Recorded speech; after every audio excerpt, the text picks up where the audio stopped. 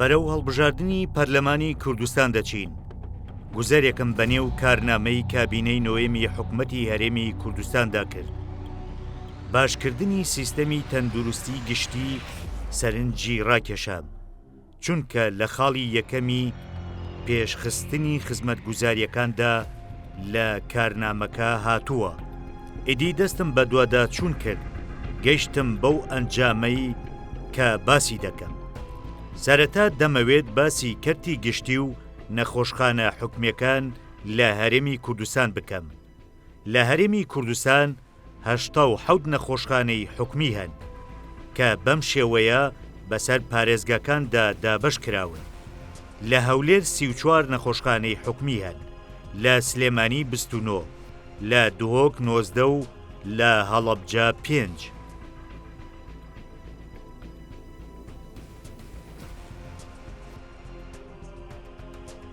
تا چەند لە کەرتی تەندروستی گشتی ڕازیت؟ دیارە ئەگەر کەرتی تەندروستی پارێزگای سلێمانی باسکێنێمە، ئەگەر بەراوردیکەین بە وڵاتانی دەوروبەر و ئەوروپا بەڕاستی لێ ڕازی نین و زۆر جیاوازیمانەیە، بەڵام ئەگەر بەراوردیکەین بە پارێزگاکانی تری عێراق ئەتوانم بڵێم پارێزگای سلێمانی یەکێکە لە پارێزگا باشەکان لە کەرتی تەندروستیە. لە چەند ساڵی ڕابردووە بە تایبەتی زۆر بە خێرایی کەرتی گشتی تەندروستی لاواز کرا و لە بەرامبەرە کەرتی تایبەت بەهێز کرا. ئەمیش چەند هۆکارێکی هەیە. بۆ نمونە کاتێکە کەرتی تەندروستی لاوازەکرێت، یەکەم شت ئەوەیە بەداخەوە هەرچی بەرپرسانی تەندروستیە و بەڕێوەبەرە گشتیەکانە تەنانەت بەڕێوەبەرەکانە حزب دایانێت. ئەمەش ئاساییە کە حزب داینێ، بەڵام لە ناو حزبەکانشا کەسانی لێهاتوو دانانرێت کە خزمەت بکەن بە کەرتی گشتی. ئەو کەسانە دانرێت کە خزمەت بە بەرژەوەندی و کەرتی تایبەت دەکەن. پێم بڵێ ئێوە ماوەیەک لەمە پێش راپۆرتێکتان کرد لەسەر کەرتی گشتی و کەرتی تایبەت، گەشتن بە چی ئەنجام؟ ئەنجامەکە ئەوەیە بەداخەوە کەرتی گشتی لە بارودۆخێکی زۆر خراپایە. ئەتوانین بڵین لە هەرێمی کوردستان کەرتی گشتی تەندروستی داڕوخاوە و لە ئاستێکەیە کە پێوترێ ئاستی نەمان. ئێستا ڕوونیەکەینەوە کە بۆچی. طبعاً ئەگەر کەسێک لە هەرێمی کوردستان بێوێت نەخۆش بێوێ نەشتەرگەریەک لە نەخۆشخانەکانی هەرێمی کوردستانە بکات، یان ئەبێ بە مانگان و بە ساڵان بۆ نمونە لە کەمترین حاڵەتە 6 مانگ چاوەڕێ بکە، یان زۆر جارسرە بۆ هەندێک نەشتەرگەری ئەگاتە 3 ساڵ، کامە لە هیچ بنەمایەکی تەندروستیە نیە لە هیچ وڵاتێکی جیهانە. لەکاتێکە دەستوری عێراق حکوومەتی یان دەوڵەتی ملزم کردو بەوەی خزمەتگوزاری تەندروستی پاڵپشتی کراو کە نزیکە لە بێبەرامبەرەوە پێشکەش بە هاوڵاتی بکە. بە نمونە سنتەرەکانی دڵ لە هەرێمی کوردستان، ئێمە لە هەرسێ پارێزگای سلێمانی و هەولێر و دوهۆک سنتەری بژانەوەی دڵمان هەیە کە حکومیە، لە پارێزگای هەڵەبجە نیە بەداخەوە. ئەم سنتەرانە بەشێکن لە سیستەمی تەندروستی گشتی، واتە نەخۆشخانەی گشتین و حکومەتین. ئەبێ ئەم سنتەرانە بێ بەرامبەر خزمەتگوزاری تەندروستی پێشکەش بە هاوڵاتی بکەن، بەداخەوانی خزمەتگوزاری بێ بەرامبەر نەم سنتەرانە ئەبەدەن نەماوە.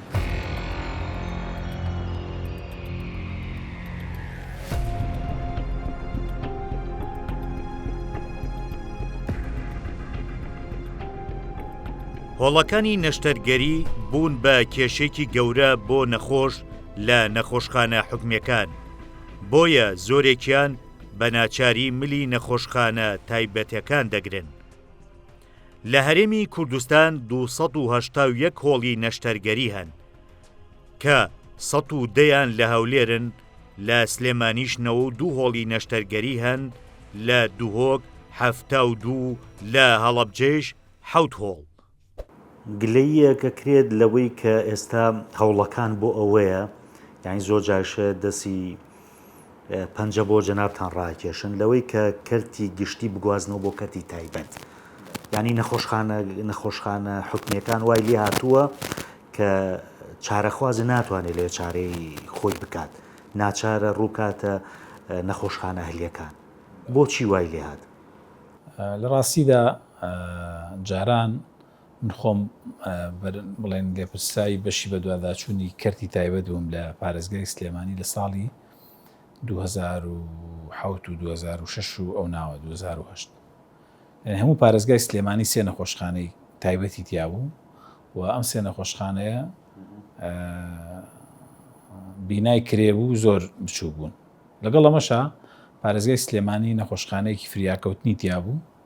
نەخۆشخانەی فریاکەوتن تەنها 30 قەرەوێڵە بوو و نەخۆشخانەی شێرپەنجە تەنها 2 ژوور بوو لە نەخۆشخانەی شەیدێمنی کە ئێستا دەرونیەکەیە. ئەمە بە نمونە باسیەکەم بۆی بەڕێزت تێبگەی. ئێستا ژمارەی نەخۆشخانەکان لە کەرتی تایبەت زیاتر لە 20 نەخۆشخانەیە و هەموو نەخۆشخانانە بینای زۆر گەورە و ژمارەی تەختی زۆر گەورەیان تایە و بە نمونەش نمونەی شاری فاروق و ئەنوەر شێخەوە ئەمانە خۆ دەزانی لە عێراقا دەوەچێت وێنەیان ینی کەم بێت. لەگەڵ ئەمەشا چۆن کەرتی تایبەت گەشەی کردووە کەرتی گشتیش گەشەی کردووە ئەوە تا ئەو 30 قەرەوێڵەیە کە نەخۆشخانەی فریاکەوتن بۆ ئێستا 400 قەرەوێڵەیە لە پارێزگای سلێمانی. ئەو دوو یان ئەو بەشە بچووکەی کە لە نەخۆشخانەی شەیدێمن بڵێن شێرپەنجە بووە ئێستا نەخۆشخانەی هیوایە کە یەکێکە لە نەخۆشخانە گەورەکانی عێراق و خزمەتی خەڵکێکی زۆر زۆرەکە لەسەر ئاستی عێراق بۆیە ئەوەی کە پێی وابێ نابێ کەرتی تایبەت گەشە بکە پێم وایەوە بیرکردنەوەیەکی هەڵەیە کەرتی تایبەت هاوکاری کەرتی گشتیە و ئەگەر لە داهاتووە سیستەمی تەمینی سەحیدا بمەزرێ و یاسای بۆ دەرچێ تەنانەت نەخۆشخانە حکومیەکانی ژەبن بە نەخۆشخانەی تایبەت لەبەرەوە شەریکات مەصرفی نەخۆشەیە بۆیە ئەمە من پێم وایە تەنها لێ تێنەگەشتنێکە کەرتی تایبەت پێویستە لە کەرتی تەندروستیە و ئێمە خۆمان پشتیوانی یەکەین فعلەن بەڵام من ناکاتە ئەوەی کە بەدیلی کەرتی گشتی بێت. ینی جەنابتان پشتیوانی کەرتی تایبەتەکە بە دڵنیاییەوە پشتیوانی کەرتی تایبەتەکەین لەسەر ڕێڕەوێک کە تەواوکەری کەرتی گشتی بێت. بەشێ زۆر لەو بەرپرسانی کە لە کەرتی تەندروستیان لە ڕابردووە ئەمانە لەگەڵ کۆمپانیەکانمون ئەو کۆمپانیانەی کە ئێستا لە کەرتی تایبەت نەخۆشخانە و کۆگای دەرمان و هەروە کۆمپانیەکانی دەرمانیان بەدەستە کات ئێستا کاتێک کە بەرپرسیارەتیان گرتوۆتە دەست ئەوانەی خەمی کەرتە تایبەتەکەیانە ئەوەنە گرنگی بە کەرتی گشتینیان لە کاتێکدا ئەم بەرپرسانە ئیمتیازاتیان هەیە لە کەرتی گشتی بۆ نمونە موچەیەکی باشیان هەیە بەراورد بە ستافەکانی تر و کۆمەڵ ئیمتیازای تریان لەبەردەستە بەڵام بەداخەوە هەموو هەوڵێکیان ئەوەی کە چۆن ئیش بکەن لەسەر ئەوەی کەرتی گشتی لاواز بێت و لە بەرامبەر دیاردەیەکەیە لە کەرتی گشتیە یعنی ئەگە هەر نەخۆشێکە ڕوات سەردانی پزیشکەکە بۆ نمونە ناتوانێت لەوێ نەشتەگەری بۆ کاکسەر ڕەوانەی بۆ نمونە نەخۆشخانە تایبەتەکانیەکە بێگومان ئەگەر سەرنجێک بدەین بە نمونە سلێمانی وەربگرین ئێمە لە ساڵانی ڕابردوودا چەندی نەخۆشخانەمان هەبوو کە نەشتەرگەری تیاکرا و چەندی نەخۆشخانەمان هەبوو کە نەخۆش تیایەمایەوە بۆ نمونە نەخۆشخانەی تعلیمیمان هەبوو تعلیمی واتە فێرکاری بەشێکی زۆر لە نەشتەرگەری شکاوی و بورچیلە و ئەو نەخۆشیانە لەوێ ئەنجامەدرا و نەخۆشێکی زۆر ئەیتوانین لە قاوشەکانە بمێنێتەوە بەڵامانەی من بزانام لە ئێستا زیاتر تەنهاوانەی کێشەی گورچیلیان هەیە لەو نەخۆشخانەیە داخڵەکرێن و چارەسەریان بۆکرێت هەروەها نەخۆشخانەی شەیداسومان هەیە لە سلێمانی کە نەخۆشخانێکی زۆر گەورەیە لە ساڵانی ئەتوان 5-6 ساڵ پێش ئێستا باسیەوە بکەین کە زۆری نەشتەرگەریەکانی مێشک و دەمان لەوێ ئەنجامەدرا بەڵام بەداخەوە ئێستاش ئەوەی کە سەرنجرا و بە دوواداچوون کراوە ئەم نەخۆشخانێت ئێستا تەنها نەخۆشی چاوی تیابدرێت ئەوانەی کە کێشەی چاویان هەیە و بەشێ لە نەشتەرگەری چاو لەوێ ئەنجامەدرێت. دوکتۆگە پێم بڵێ ینی ئێستا لە نەخۆشخانەکانی حکوومەتە ئەوە یەکرێت چییە ئەوەی کە ناکرێ چییە کە ئەنرێرێتە نەخۆشخانەیەلی بەخێر بن ئێستا بەلەم بەشین لە بەشی فریاکەوتنی هەناوی نەخۆشخانەی شار ئەم بەشە تایبەتە بە حاڵەت کتوپڕەکان کە پەیوەندی بە نەخۆشیە هەناویەکانەوە هەیە بە نمونە حاڵەتی کتوپڕی نەخۆشەکانی دڵ نەخۆشەکانی مێشک و دەمار نەخۆشەکانی کۆندامی هەرز نەخۆشەکانی گورچیلە زۆربەی زۆری حاڵتە ئیمرجنسیەکان کە لێرە وەرەگیری و لێرە داخڵەکرێت زۆربەی زۆری پێداویستەکان لێرە بەردەستە لە دوێنێشە کۆمەڵی بێدی تازە کرایەوە کە ئەوەش وا کات کە پێداویستەکان باشتر بەردەست بێ بۆ خزمەتی هاونیشتیمانیان هەندێک حاڵەت هەیە کە پێویستە کات کە ناچار بین نەخۆش بنێرین بۆ نەخۆشخانە تایبەتەکان ئەوش پەیوەندی بە بەشی چاودێری چڕەوە هەیە چاودێری ورد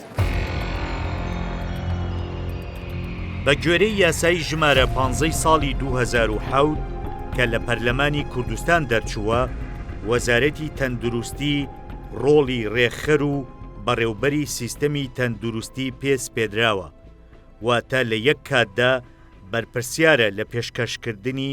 خزمەتگوزاری و دڵنیە بوون لە کوالیەتیش. هەندێک جار کە نەخۆش داخڵە بێ لێرە لە بەشی فریاکەوتن حاڵەتەکەی زۆر جێگیر نییە، ینی زۆر ناجێگیرە، پێویستە بین ینی لە بەشی IC و چاودێری ورد داخڵ بێ. هەندێک جار لە نەخۆشخانەی شار بەشی چاودێری ورد ژماری بێدەکان بەکو پێویست بەشی هاونیشتمانانی شاری سلێمانی دەوروبەری ناکات. لەو حاڵەتانەیە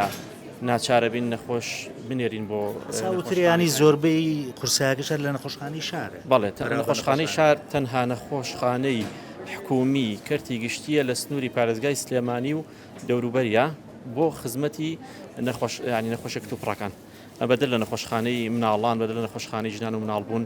و بەشی نەشتەرگەریمان هەیە، بەزوکو بەشی ئەم بەشی فریاکەوتنی هەناویە. هەوڵێکێ کاک دکتۆر، هەوڵێکێ ینی نەخۆشخانە حکومەکانیش بکێ بە نیمچە تایبەت، یعنی وەیە بینرێ لە نەشتەرگەریایچێکی جیاواز نییە لە نەخۆشخانەکە. خۆی حاڵەتە کتوپڕەکان هەمووی بە فری لێرە وەرەگی ینی بۆ نەخۆش پێداویستەکان بۆ نەخۆش ئەنجامەدرێت بەبێ بەرامبەر نەشتەرگەری کتوپڕ بێ بە هەمان شێوە، حاڵەتی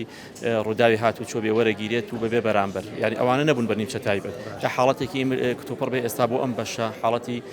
هەر کتوپڕێک بێت وەرەگیرێت و بەبێ بەرامبەر. هەندێک حاڵەتە کە حاڵەتەکە حاڵەتی ئیمرجنسی نییە، حاڵەتێکی لە مەترسی دەرچووە، ئەو کاتە لەو ئەچێ وەکو نەشتەرگەری نیمچە تایبەتی بۆ ئەنجام بدرێت. بەڵام وەکو حاڵەتە کتوپڕیەکان ئەتوانم بڵێ لە 180 لە بەشی هەناوی لە بەشی نەشتەرگەریە بێ بەرامبەریان حاڵەتی کتوپڕیشە بۆ بۆنەوە چاڵتە بۆی دڵ قەسەر و شەبەکە باڵۆنی بۆ کراوە 1,200,000 وەرەگیرێ. بەڵێ وایە ئەخر ئەوە هەر پێشتری جواب بووە، ئەوە بەشێک لەو پارەی کە وەرەگیرێت بۆ ئەو مەوادەیە کە بەکارێت. پزیشکێکی بەڕێز کە لە کەرتی تایبەت نەشتەرگەری ئەکات لایانی کەمە بێت نیوەی ئەوە لە کەرتی گشتەکە نەشتەرگەری ئەنجامدا بۆ نەخۆش، بەڵام لەبەر ئەوەی بە دوواداچوونێکی دڵسۆزانە نییە و جوودێکی باش نییە و نێتێکی باش نییە، بێگومان ئەمە بۆتە هۆکاری ئەوەی کە چاوپۆشیان لێ بکرێت لە کەرتی گشتی و لە کەرتی تایبەت، ینی ئەو ئەرکی لە کەرتی گشتیە هەیەە. هیچ نەخۆشخانەیەک لە عێراقا نییە تەحەداکەم، هیچ نەخۆشخانەیەکی تەواوی لە عێراقا نییە دووبارەیەکەمەوە تەحەداکەم کە تۆ وەکو نەخۆش بچیتە نەخۆشخانەکە خەتی یەکەم یا هێڵی یەکەم پزیشکی پسپۆر بدبینێ. جاران لە پارێزگای سلێمانی پێش بن تۆچی بۆ نەخۆشخانە حادسەیەکت کردو پزیشکێکی مقیمەی بینیت، پاشان پزیشکێکی مقیمە قدەماوە، پاشان پزیشکی پسپۆرەکە لە عیادە بوو، کەی لە عیادە تەواو بووایە ئاهاو نەخۆشەکەیە بینی ئەنجا بڕیاری بۆدا چی بۆ بکاوچی بۆ نەکە. ئێستا پزیشکێکی پسپۆر تۆچیتە ناو خەستەخانەکەەوە پێش هەموو کەس ئەویەتە سەرت و چارە سەر دەکات. ئەمە لە هیچ سیستەمی نەخۆشخانەیەکی عێراقا نییە. هیچ کاملۆن پزیشکانش نە عیادەیان هەیە نە دکتۆرە نەخۆشە بە نەدرەوە عملیاتی بۆ بکەن، لە عملیاتیشیان نێ دەدرەوە. کەواتە ئەبێ ئەو پزیشکانەی کە لە کەرتی گشتی و کەرتی تایبەت کارەکەن ئەبێ جیا بکرێنەوە. بێدی مانەوەی نەخۆش قەیرانە گەورەکەی ئێستای نەخۆشخانە حکومیەکانە. لە سەرانسەری هەرێمی کوردستان 6,708 بێدی مانەوەی درێژخایانی نەخۆش هەن، هەروەها 1,086 بێدی مانەوەی کورتخایان واتە بەشی فریاکەوتن هەن.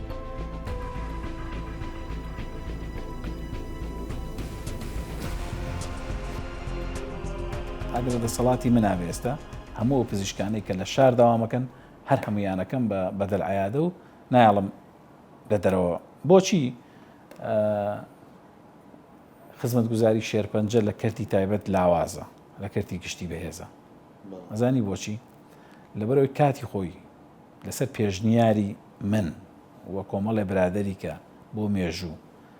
ئەم پزیشکانەمان بردە لای بەڕێز مامجەلال لە موچەی خۆی باشە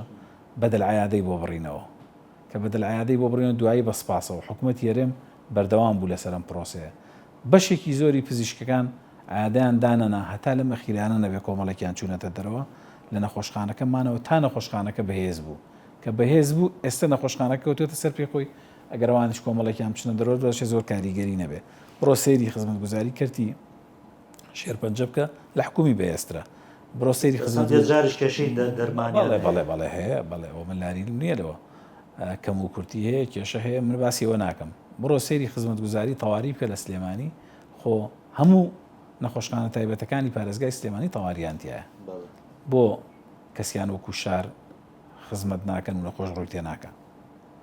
لەبەرەوەی لە شار هەم بێ بەرامبەرە هەم کوالەتی خزمەتگوزاریەکە باشە حاڵەتی کتوپڕ بێ حاڵەتێک بە پەیوەندی ڕاستەوخۆی بە ژیان و مردی نەخۆشەکەەوە هەبێت لە حاڵەتێک کابێکە زۆر کتوپڕە لێرە ئیشی بۆ ئەکرێ هەندێک پشکنین هەیە لەوە چێ زۆر ینی بۆ زۆر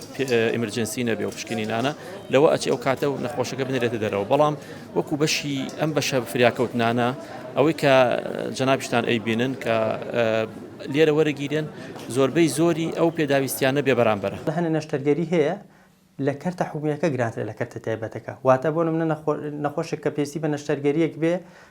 لە کەرتی تایبەت ئەگەر بە 2 میلیۆن و 500 بێت لە کەرتە گشتەکە بێ 3 میلیۆن بە واتە نرخی ئەوەی کە لە کەرتی گشتی هەیە ئێستا لە هەنێ جۆری نەشتەرگەریە بەداخۆ لە کەرتە تایبەتەکەش گرانترە کەواتە ئەمە هیچ ئەوەی تیان نەماوە کە بڵێ ئەمە لە بەرژەوەندی نەخۆشە چاودێری چڕ ئەم بەشە بە یەکێک لە بەشە هەرە گرنگەکانی بواری چارەسەری پزیشکی دادەنرێت بەڵام لە هەرێمی کوردستان خزمەتگوزاریەکانی ئەم بەشە تاوەکو ئێستا زۆر سنووردارە تێکڕای ژمارەی ئەو بێدانەی لە کەرتی گشتیدا لە خزمەتدان نزیکەی 100 بێدە بەمەش بۆ زیاتر لە هەر 74,000 هاوڵاتیەک یەک بێدی بەردەکەوێت.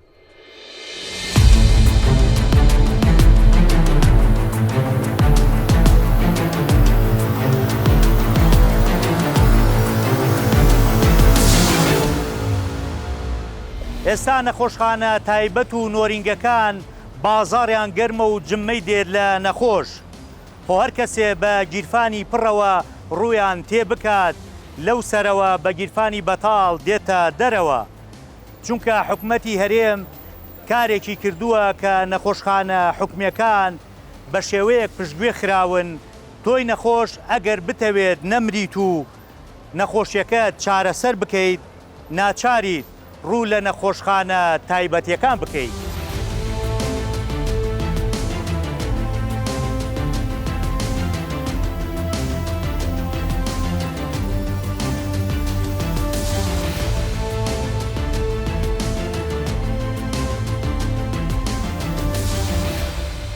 تا ئێستاوە مستەشفەی سەرەتان دەرمانیان نییە دەرمان گرانە فەقیرش پێی ناکرێت دەرمان وشت حکوومەت دامیان ناکە خاڵم خێریان پێەکە ئێمە چەندجا خێرمان پێکردیە خەڵک ناچارە کرێکە بچێتە ئەهلی ناچار چی بکە ناچارە نەک لە خۆشی ئەوش لە توانای ئەگاسیتە خارجش پێی ناکرێ گرانە مەصرف گرانە شوریقەیەک بە دنیایەکیە هی سەرەتانەوە ئێجا ئەوانی دیش هەروە هەمووی خەڵقەکە هەمووی ئێستا بڕۆ ئەوەی لای شاری سپیە و مستەشفە نوێیەکە بڕۆ خەرەبارغیەکە لێم هەزارا کەسی لێ جممەی دێ ئەرێ وەڵڵا ئەمە بەدەستان قەزوای لێ ئەکرێ کە ینی خەڵک ڕووکاتەکەتی تایبەت بەخوای ملەتی کورد مەغدورە و بڕۆ خارج تۆ ئەوەت هەبی تێگەیشتی هەموو شتت بۆ ئەکەن بە بەلاش بە بەلاش کە تو کابرایەکی جنسی خارج هەیە یان ئیقامەت هەیە حەسانەت هەیە هەموو شت بۆ دەکەن بەلاشە هەمووی بەلاش ئەوتێ نەشتەرگەری ئەگەسا دووقاتە لە نەشتەرگەری من دوسێ نەشتەرگەریم کردی بە دنیایەکی بە قورئان ئەوێ ڕۆژەیە قەلب بۆ ئەوم کرد بەخوای بە هەفتا وەرەقەی فەقیر ناتوانانی ناتوانانی فەقیر ڕاتبی وەرناگری دوسێ مانگا کرێی هەیە ئیزاری هەیە نەخۆشی هەیە ئەوە هەیە ئەوەی مەسەلەی کورد مەغدورەوە زۆر مەغدورە ئەی بۆچی نەخۆشخانە حکومیەکانمان وای لێ من کە بارزانیەکان هاتە منتیقەی ئێمە لێکم پرسی لە خزمەکانی کابرای گوتم ئێوە هەلە حدود بوون لە منتیقەی سلێمانی ئینتیفازە کراوە ئەمن و مخابەرات و جەیشیان هەموو دەرکرد و ئێوە سبەینێکە حکومەکەی دەکەن چی دەکەن مقابل بۆ ئەو ملەتەی گوتی کاکە باش شتەکت پێ برێم گوتی ئەم ملەتە وەک هێستر وایە تێری بخۆ لوشکای لە ساحیبێدا باشە سیارەیان نەبوو بابم سیارەی پێدان ئاکۆی عەباس ئاغای سیارەی پێدان عالم خەڵک نەتیجەکەی خواردووە بەرهەمەکەی خواردووە کوڕن وەڵڵا بەرهەمی حال فەقیر و فقەرا دەوەرە ئێستا و سلێمانی چەند فەقیری لێە ڕۆژێ دە کەسە دەرگام دەدا کرێم نییە ئەوە عیلازم نییە و نەخۆشم هەیە تەڵەبەم هەیە دێمە سەر سیستەمی نیمچە تایبەت لە نەخۆشخانە حکومیەکان. ئەم سیستەمە لە ساڵی 2014ەوە لەسەر جەم نەخۆشخانەکانی هەرێمی کوردستان کاری پێدەکرێت. وەزارەتی تەندروستی بە ئامانجی ئەوەی خەڵک ناچار نەبێ پەنا بۆ کەرتی تایبەت ببات. لە ئێستادا ئەم سیستەمە هیچ پاڵپشتێکی یاسایی نییە. هەندێ لە یاساناسان وای دەبینن کە دژی بنەماکانی دەستوری عێراقە. بەڕاستی من پێم وایە سیستەمی نیمچە تایبەت ئەکرێت لە ئەمەلیاتێکی فتق لە پارێزگای سلێمانی بە نرخێ بێ، لە سەی سادق بە نرخێکی کە بێ، لە پێنجوێن بە نرخێکی کە بێ، چونکە جیاوازە شوێنەکان یعنی ئەکرێ وابێ، بەڵام ئێستا یەک نرخە بەڵێ. ینی بۆ لە نەخۆشخانەی بۆ نمونە شارە نەشتەگەرێکی بۆ نەوە شەبەکە و باڵۆن 1,200,000 هەیە چێ. ینی کابراایەکە گەر هەژارە چەڵدەیەک لە یاوە، بەڵام لە بەیانیانیشا بۆی کرا هەرە پارەی لێوەرە. بەڵێ ڕاستە، بەڵەوە سیستەمێکی حکومیە، بەڵام لە دەرەوە بەچە نەکرێک ئاکسامە گرانترە تەبان. ئەخ کابراش کە پەنابا بۆ حکوومەت، یعنی ئەو شەبەکە پەنابا بۆ حکوومەت بۆ ئەوەی کە لێ باوکایەتی بۆ بەلایانی کەمەوە 5,000 دلارەکرێ. ئەخ ڕاستەکەی ئەزانی چۆنە، بەڵام باوەڕ دەبێ سیستەمەکە نەجاحەتیە ناوە. ئەزانی بۆ لە بینی ئەوەی کە قەستەرە و باڵۆن بە بەلاژ بێت، حەزەکەم زۆر بە دیقەتەوە گوێ لەم قسەیە بگری، لەگەڵەوەی بە 5,000 دلار بێت دەرەوە. ئەم دوو چۆیسە ئەمی کە بەڕێست باسیەکەی، بەڵام ئەم بەلاشە هیچ زمانە نییە هەموو 24 ساعتەکە بەردەست بێ. لەبەر خۆ دەزانین دەرمان نامێنێ، پێداویستی نامێنێ، پزیشکمانەگرێ، نازانم چی. تۆ کە لێتە قەومێ ئەو کاتە هیچ چۆیسێکت نییە بچیتە 5,000 دلارەکە یا ئەمریت. بەڵام ئێستا ئێمە چۆیسێکیکەمان داناوە، ئەمە بە 24 کات ژمێری هەیە، ئەمریکا بە 1,900,000. تۆ ئەو کاتە هیچ ڕستکێکیەوەت نییە، هەر کاتێک بتەوێت حەزەکەی سەعات 4 بەیانی یەکێک تووشی جەڵدەی دڵ بێت لە پارێزگای سلێمانی بە 20 خولەک پزیشکی پسپۆ ڕگاتە سەری و چارەسەرەکە. لەم چەند ساڵەی دوایی زۆرینەی نەشتەرگەریەکان لە نێو نەخۆشخانە حکومیەکان بەم سیستەمە دەکرێت. نرخەکانیشیان بەم شێوەیە. نەشتەرگەری بچووک لە 100,000ەوە دەست پێ دەکات بۆ 150,000 دینار. نەشتەرگەری ناوەند لە 300,000ەوە دەست پێ دەکات بۆ 500,000 دینار. نەشتەرگەری گەورە لە سەروی 1,000,000 دینارە. هەندێک نەشتەرگەری دیکەش هەن کە نرخەکەیان دەگاتە 3,000,000 دینار. شتێکیاندا هێناوە پێی ئەوترێ سیمی پرایڤەت واتە نیمچە تایبەت. نیمچە تایبەت سەرەتا بەنیەتی ئەوەی بەرهەمهێنرا یان بڵین داهێنرا کە خۆی لە خۆی دانایاساییە جێگای کەرتی تایبەت بگرێتەوە. واتە حکوومەت جۆرێک لە خزمەتگوزاری لە دوانیەوە ڕۆی پێشکەش بە هاوڵاتی بکە بە پارەیەکی کەمتر لە بازاڕیان بڵێ بەلای کەمەوە بە نیوەی بازار. بەڵام بەداخەوە ئێستا ئەم سیستەما ئەتوانی بڵێن شوێنی کەرتی گشتی کردێتەوە نەوە کەرتی تایبەت. لە بەشی هەرە زۆری نەخۆشخانەکانی هەرێمی کوردستانە ئەم ڕێنمایەکانی ئەم سیستێمە پێشێ لەگرێت، چونکە بە پێ ڕێنمایەکانە بێت لە دوانیوەڕانە نەشتەرگەری بۆ زۆر جار لە کاژمەریان زایە کرێت، زۆر جار لە بەیانیان ناکرێت. ئەمە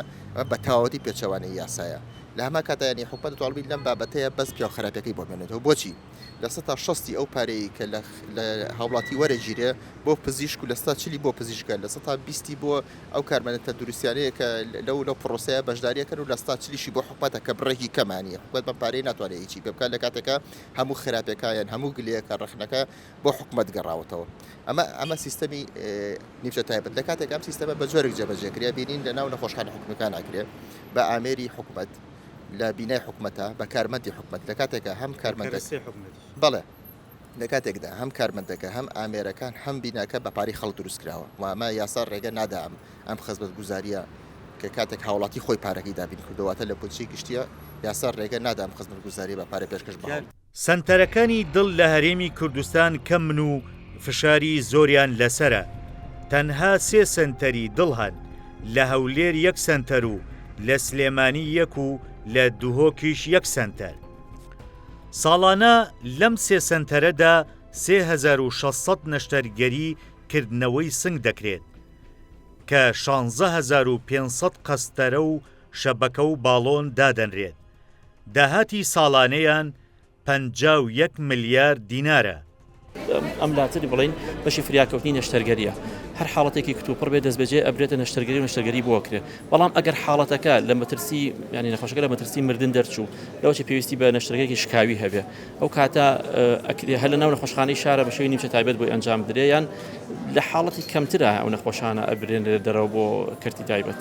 ینی لە ناو نەخۆشخانەی شارەوە کوتم ئەم خزمەت گوزاریەگەروا بەردەوام بێ زۆر باشەوە زۆر لە هاونیشتیمانیان ئیسفادەیان لێکردووە ینی ئێمە ئەوریکە هەوڵین کە لایەنە پەیوەندیدارەکان کە ئەم خزمەت گوزارانە خۆی بمێنێتەوە ئێستا بە تایبەتی لەم وەرزەیە کە وەرزی هاوینە پەتایەکی زۆر قورسی سکشون و ڕۆژانەوە لە سلێمانیا بڵاو بۆتەوە و هەندێک حاڵەتی کۆلێراشیتیایە ئەو نەخۆشانی کەین بۆ ئێرە لە 180 بۆ 85 پێداویستیەکان لە پشکنین و لە چارەسەر و لە مانەوە لە نەخۆشخانەیە بێ بەرامبەر بۆیان دەستە بەرەکرێ هەستەی مەسەب مانەوەی نەخۆش لە ژوورێکی نەخۆشخانەیەکی ئەهلیە بەس تەنها مانەوەکەی نرخەکەی لە نێوان 50,000 بۆ 75,000 تەنها مانەوەی نەخۆش لێرە مانەوەی نەخۆش لە ژوورەکەیە وەرگرتنی چارەسەر پێویستەکان چارەسەر سەرەتاییەکان بینینی دکتۆر و پشکنینەکان هەمووی بێ بەرامبەرە.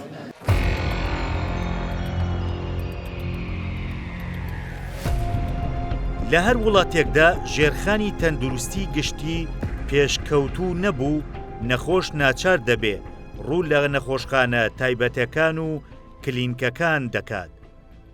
لە هەرێمی کوردستاندا 5829 کلینیک هەیە ڕۆژانە 60,000 نەخۆش سەردانی دەکەن. داهاتی ساڵانەی ئەم کلینکانە 216 ملیار دینارە. ینی وا ئەکرێت کە خەڵک ناچاکە ڕوو لە خۆشخانەلیەکان بە دڵنیاییەوە هیچ گومان لەوەدانە بەشێکیش لە دکتۆرەکان من ناڵە مەمیچکا با بە مطلقی قسە نەکەین بەشێکیش لە دکتۆرەکان مەسلحەت و بەرژەوەندیان لەوەدایەوە پێشیان خۆشەوە. هەندێک دکتۆر جاری وایە تۆ لە نەخۆشخانەی حکومیت بینێ ئەڵێ وەرە بۆ نۆرینگەکەم یا لە نەخۆشخانەی فلانە شوێن نەشتەگەریەکە بووەکە نەشتەر من خۆم ێستا حالیان لەوە لە سەوتی قسەکردنیشمان هەستی پێکەی من خۆم جی بوومەیە لەوە چەند جارێک و بێتمە خەستەخانە عفو بۆ عیادا سێ جار شومەتە عیادا چەند جارێکیش داوام کردووە لە خەستەخانەی حکومی نەشتەرگەریەکەم بۆ بکرێ ئەڵێ لە خەستەخانەی حکومی بۆ نمونە 6 مانگتر یاخود ساڵێکی تسەر بەدەکەی بەڵام لە هەمان کاتە هەمان دکتۆر ئەتوانێت هەر ئەو ڕۆژە ئێوارەکەی لە عادی ئەهلی نەشتەرگەریەکەم بۆ ئەنجام بدە. یعنی بەڕاستی هیچ سانسۆرێک و لێپرسینەوەیەک نییە لە سلکی تەندروستیدا بە هیچ جۆرێک تێدا. ئەمەش گرانە و ڕەنگە بۆ تۆ بۆ چەنا خەڵکی گەشت ناتوانێت. من وەکو سەرەتا ئاماژەم پێکەم لەم خەڵک هەیە تەنانەت یەک پاشە حەب ئەچێ لە سەیدەلەکان ئاگەڕێ لە شوێ کوالێتی حەبەکە کەمتر و کەمتر نرخ بوو و خراپتر بێ ئەچێ لەوێ ئیکرێ بە حکمیەوەی پارەی ئەوەی پێنێ لە شوێنەکە بیکڕێکە ئەو جۆری دەرمانی کە ئیکرێ کوالێتێکی بەرز بوو وەسوندی لێ بکە و وەک پێیزی سادەی لێ بکە. لە هەرێمی کوردستان 79 نەخۆشخانەی تایبەت هەن لە نەخۆشخانە تایبەتەکان 2968 بێدی مانەوەی نەخۆش هەن کە چەند هێندەی بێدی نەخۆشخانە حکومیەکانە. ئەمە من شەرم لە کەس ناکەم بەڵێ وەکو استراتیژ پشتیوانی کردی تایبەتەکەی بە نمونەیەکت پێ بڵێم ئێستا باشترین پرۆسیجەری نەشتەرگەری ئامێری ڕۆبۆتە. ئێمە لە عێراقا ڕۆبۆتمان نییە لە هەرێمی کوردستان بە تایبەتی نازەم ئێستا لە بەغابیاننا و ڕۆبۆت بە ئێمە ناکڕێت وەکو حکوومەت بەم قەیرانەداراییە. ئەگەر نەخۆشخانەیەکی تایبەت بەڕێزت بێ یا وەبەرهێنەرێ بێ بڵێ من ڕۆبۆ دێنمە پارێزگای سلێمانیەوە من بڵێم وەڵا پشگیریت ناکەم بەڵێ من پشگیری یەکەم من لە وەبەرهێنانیش لە شارەوانیش کە خۆم ئەندامی ئەنجومەنی شارەوانیم و لە وەزارەتی تەندروستیش جەختم لەوە کردوێتەوە ئەبێ ئاڕاستی کەرتی تایبەت بگۆڕێ بۆ نەخۆشخانەی کەرتی تایبەت نەخۆشخانەی گشتی دروست نەکرێت نەخۆشخانەی پسپۆڕی دروست کرێ لەسەر نرخەکان دکتۆرانی ئەو نرخانە بەلای تۆ نرخێکی دروستن لە نەخۆشخانە تایبەتەکانە کە لەسەر نەخۆش لە نەخۆش وەرەگیرێ لە نەشتەرگەری لە مانەوەی لە داودەرمانی وەکو ئاماژەمان پێەیە بێگومان کەرتی تایبەتی تەندروستی وەکو هەموو کەرتەکانی تر بووە بە کەرتێکی بازرگانی و هەمووشمان ئەو ڕاستی ئەزانین کە بازرگانی لە هەرێمی کوردستانە ئەتوانین بڵێن دوو حیزبی دەسەڵات چ لە سلێمانی چ لە هەولێر ئەوان کۆنتڕۆڵی سەرەکیان کردووە لەبەر ئەوان نەهاتون بۆی کە نرخی نەشتەرگەریەکان لە هەموو نەخۆشخانەکانی هەرێمی کوردستان بەپێی بارودۆخی دارایی هاوڵاتیان هەرێمی کوردستان ڕێک بخەن بۆ تۆ پێویستی بە نەشتەرگەریەکە بچی لە هەولێر بیکەیت لە تۆ بیکە یا لە سلێمانی هەمان نرخ من بە نمونە نەخۆش هەیە شێرپەنجەی هەیە پێویستی بە نەشتەرگەری هەیە مناڵە لە سلێمانی ڕۆشتەوەی کە کەرتی تایبەت لە کەرتی گشتیاڵن توانای ئەنجامدانی ئەم نەشتەرگەریە نیە نرخێکیان پێوتوە چۆتە هەولێر نرخێکی تریان پێوتوە نرخەکان جیاوازی زۆرە لەبەر ئەوە چۆن ئەڵێ نیەتێک نییە بۆی لەبەرەوەی ئەتوانین بڵین بەشێک لەبەر پرسانی تەندروستی خۆشیان بەرژەوەندیان هەیە لە کەرتی تایبەت نیەتێکی دڵسۆزانە نییە کە ئەو نرخانە ڕێک بکرێت بێگومانە بێن نرخی نەشتەرگەری هەر دکتۆرێکی کات چونکە ئەمە نەشتەرگەریە چۆن ئینسانێک خەیتە بەردەستی مرۆڤێک ئەوێ نرخەکان هەمووی یەکسان بێ ناکرێت بڵێ ئەم دکتۆرە نەشتەرگەریەکەی باشترە بە 6 میلیۆنێکی ئەمان باشتر نییە بە 4 میلیۆن ئەگەر باش نییە ئەبێ ڕێگەی پێ نەدرێ ئیشکا ئێوە چۆن ناتوانن چاودێری نرخی نەخۆشخانە تایبەتەکە ئەجا لەسەرەوە حەزەکەم شتێکت پێ بڵێم ئێمە نرخی ئەم نەخۆشخانە تایبەتانی کە ئێستا هەیە لە پارێزگای سلێمانی بەراورد بە وڵاتی ئێران بەراورد بە پارێزگای بەغا بەراورد بە پارێزگای هەولێر بەراورد بە پارێزگای عەمانی پایتەختی ئوردون ئیتر باسی شوێنی کە ناکەم بۆی خەڵک نەڵێ ئەوێ ئەوروپای ئەومانە من دڵنیام لەوەی هیچ نرخی نەشتەرگەریەک و هیچ نرخی بینینی پزیشکێک و هیچ نرخێکی تاقیگە نییە لە 130 و لە 140 ئەگەر لە 100 کەمتر نەبێت لەوێ تەحەداکەم لە پارێزگای سلێمانی لە هەموو شوێنانی کە باسم کرد هەرزانترە پزیشکێک لە هەولێر ئێستش شوێنی وایە بە $100 نەخۆشە بینێ هیچ پزیشکێ نیە لە پارێزگای سلێمانی لە 20,000 زیاتر نەخۆش بینێ بە شێوەیەکی فەرمی ئەگەر بدزیەوە لە شوێنێکی کە ئەوە شتێکی جیاوازە یا پزیشکێکی دەرەوە بێن ئێمە ئاگامان لێ نەبێ بڕۆ سەیری نرخی ئەماڕایەکە لە سلێمانی بزانە ئێماڕایە لە سلێمانی بەچەنەوە بڕۆ لە عەمان بزانە بەچەنەوە لە بەغا بەچەنەوە لە هەولێریش بەچەنە کە پارێزگایەکە دراوسی ئێمەیە بەڵێت و لە ڕووی ئەنجامەکە شەمان بە دڵنیاییەوە ئەگەر باشتر نەبێ خراپتر نییە ئەمە من لە خۆم قسە ناکەم من قسە بۆ تەلەڤیزیۆن بڕۆ سەیرێکی کواڵەتی ئەو ئێماڕایە بکە کە لە سنتەرێکی کەرتی تایبەت لای ئێمە ئێماڕایەگرێ بڕۆسەی توانای پزیشکەکە بکە بڕۆسەری ئەو ئێماڕایەش کە کە نرخەکەی 5 هێندەی ئەوە لە هەر شوێنێک لەو شوێنانەی کە من باسیەکەم ئەکرێت بەڵام ئەمە مانایەوە نییە کاک سامان ئەم نرخانە گران نییە ئەم نرخانە گرانە لەبەرەوەی ئێمە ئاستی بژێوی خەڵکی پارێزگای سلێمانی ئێستا ئاستێکی باش نییە و بەشێک لەو وڵاتانەی کە باسیەکەم بە نمونە باسی ئێرانمان کردەوە ئێران شت گرانە بەو قەیرانە ئابووری کە خۆیەتی تۆ خۆ زانین پارەکەی نرخی بەرامبەر پارەی ئێمە زۆر لە خوارەوەیە بەڵام نرخەکانی گرانترە لە ئێمە بەڵام چۆن هاوڵاتی خۆ خەڵکەکەشی هەژارترە چۆن چارەسەر کراوە ئەمە ئەوان سیستەمی تەمینیان هەیە ئەم بیمەیە چارەسەری ئەم کێشەی کردو ئێمە لێرە بیمەمان نییە بۆیە پێمانەوە دیارە وڵاتانی ئەوروپا یەک ئێماڕای بە دەقاتی پارەی ئێمەیە بەڵام لەبەرەوەی شەریکاتی تەمین پارەکەیان بۆیە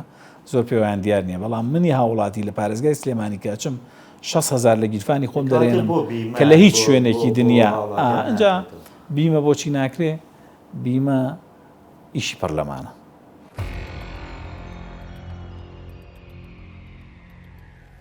لە نەخۆشخانە تایبەتەکان ڕۆژانە 395 نەشتەرگەری دەکرێت کەمترین نرخیان 500,000 دینارە داهاتی ساڵانەیان دەگاتە 57 ملیار دینار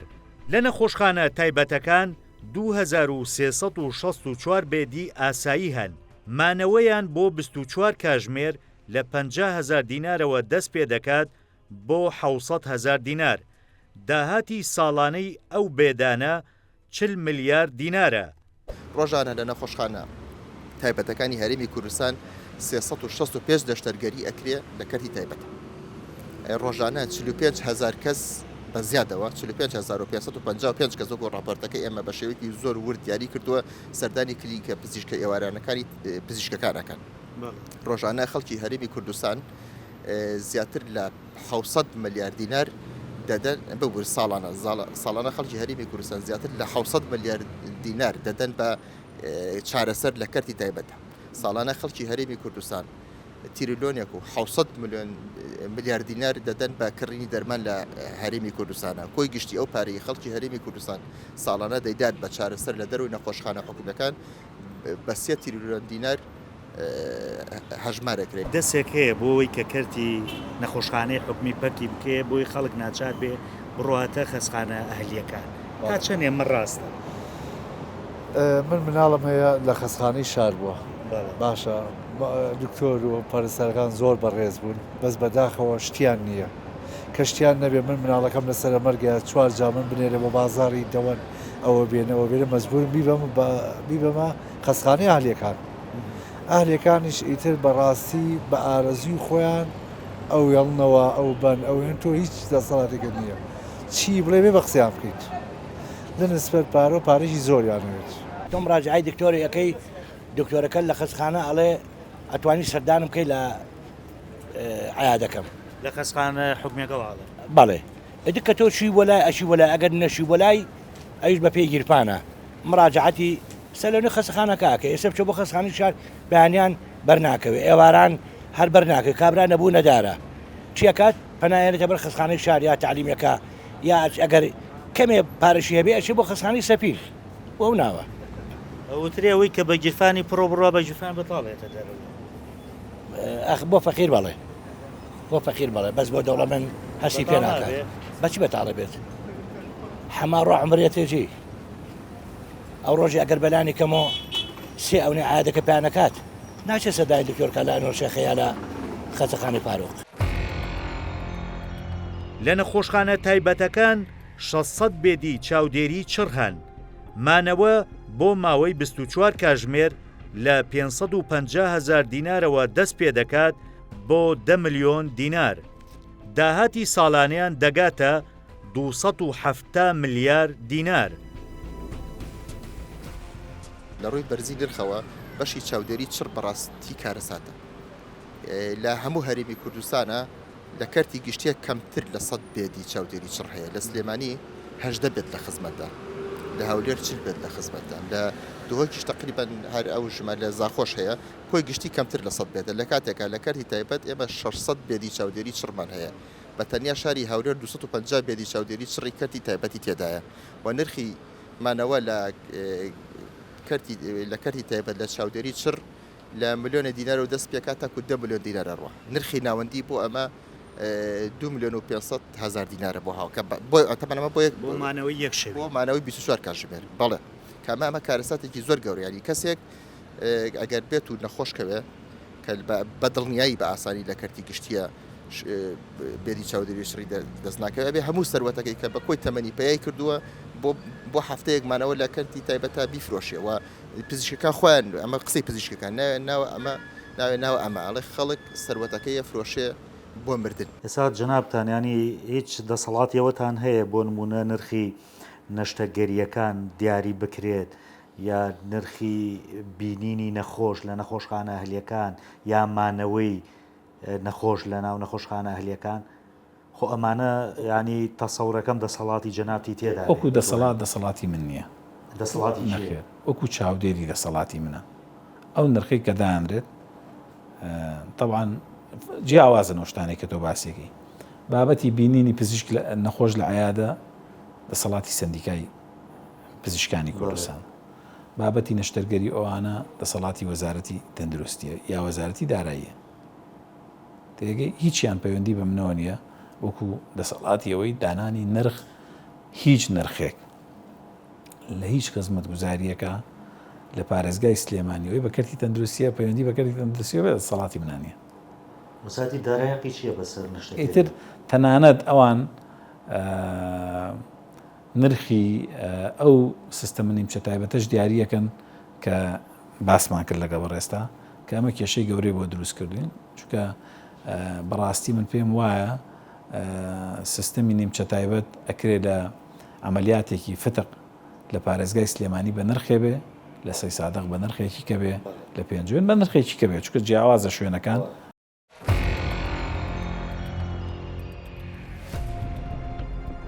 لەم بە دوواداچوونەدا بۆم دەرکەوت کەرتی تەندروستی گشتی پێچەوانەی کارنامەی حکومەتی هەرێمی کوردستان هەنگاوی ناوە و کەرتی تایبەت جێگەی کەرتی گشتی گرتووەتەوە. لەمەشدا دەردەکەوێت دەسەڵاتدارانی هەرێمی کوردستان خۆیان لە پشت لاوازکردنی کەرتی گشتین و بەهێزکردنی کەرتی تایبەتن.